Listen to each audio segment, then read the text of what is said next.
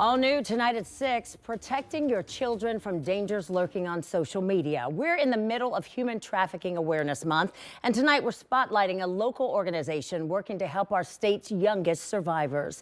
Today, Grace Haven held a training to educate on one of the most common ways kids are being connected to traffickers: social media. 10 Investigates reporter Rochelle Aline trained there, and she attended a training, and tonight she's sharing what she learned.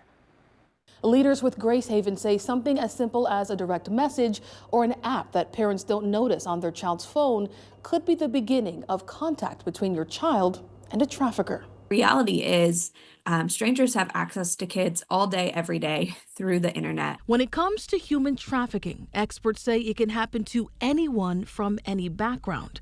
But according to advocates, when it comes to the youngest victims, traffickers are often connecting with kids online. Can you speak to the scope of the issue, especially when it comes to child survivors? The vast majority of the kids that we're working with have experienced some form of grooming or exploitation online. A 2018 study at a state level identified about 1,000 minor victims of trafficking in Ohio, and they found 4,000 others that were at risk. Grace Haven is a Columbus-based trafficking prevention group that's using group homes, resources, and case management to help bring those numbers down.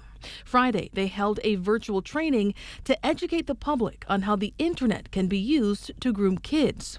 They say caregivers need to have accounts on the platforms that their kids are on, and they also need to check their kids' phones and their friends and followers.